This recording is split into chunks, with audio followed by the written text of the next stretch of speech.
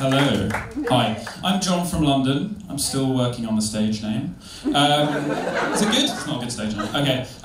So yeah, and as a metropolitan man, I kind of do what you guys do, this kind of digital designy sort of stuff. And I think as a man, it's quite hard because there's nothing very manly about sitting behind a laptop all day. And I do really, really, really want to be manly.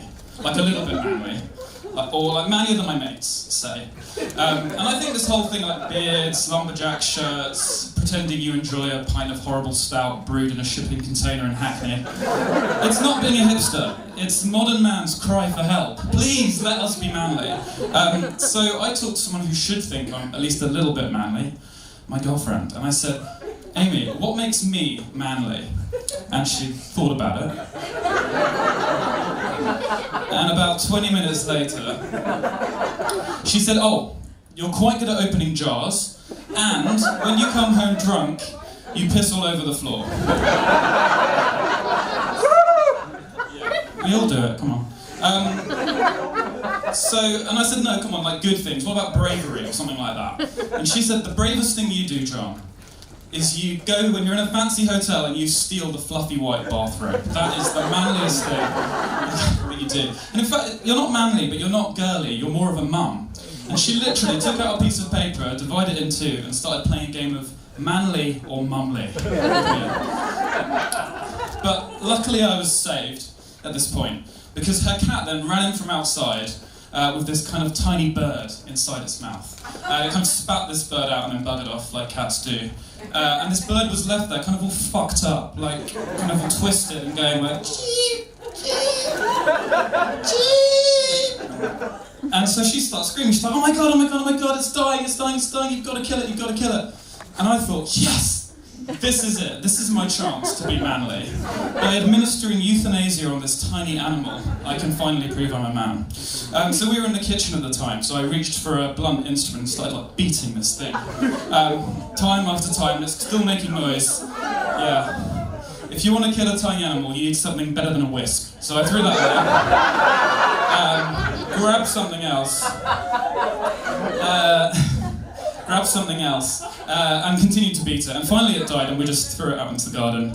And I kind of turned back in and I caught a glimpse of myself in the mirror, and I was there holding a bloody salad tongue aloft, wearing a white bathrobe that said Ritz-Carlton Spa. So, yeah, so I'm never going to be a manly kind of guy. So my only hope really for any sort of self-respect is to be a sensitive artist type. And my art of choice is, of course, music. And despite 16 years of crushing disappointment and not being in a band anymore, I still think that I am one day going to make it as a critically acclaimed musician. And I'm not even in a band anymore, and I actually think that like someone's listening next door when I'm playing guitar. They're going to go, that's fucking great.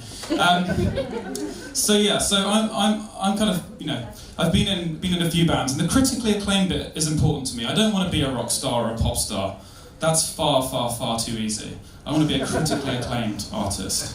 Like, you know, like some trendy journalist picks us up in like, kind of writes a feature about us in Pitchfork or Vice or BA in Flight magazine, whatever. And that's our moment. And like, you know, the bands I'm in tend to resist easy categorization. We entered a battle of the bands, and we described ourselves as future past psychedelic blues noise. I preferred prog punk, which doesn't make any sense. And yeah, we chose a clever name for ourselves. Our name was, we decided to combine a line from the Old English poem, Beowulf, with a date from the future. So our band name was Yif Mek Hild Nime, 5000 AD. You can Google us, and you can try. And our music was clever too, so one of the guitarists, like, so this guy John said, hi John. Hi. Yeah. Both called John, it's kind of cool. So John would be there and he'd be playing his guitar, he's kind of like this, like 1, 2, 3, 4, 5, 6, 7, 1, 2, 3, 4, 5, 6, 7, 1, 2, 3, 4, 5, 6, 7. So like in 7, which is clever. And then I'd be playing my guitar and like 1, 2, 3, 4, 5, 1, 2, 3, 4, 5, 1, 2, 3, 4, 5. So 7 and 5 which means, if you're intelligent, every 35 beats, those two guitars will fall in sync. And we really thought this was clever. We were so pleased with ourselves. And yeah, and I remember our last gig, and it was the moment that I thought, you know, we are going to make it big. We had, it was in the Old Blue Last. Anyone been to the Old Blue Last?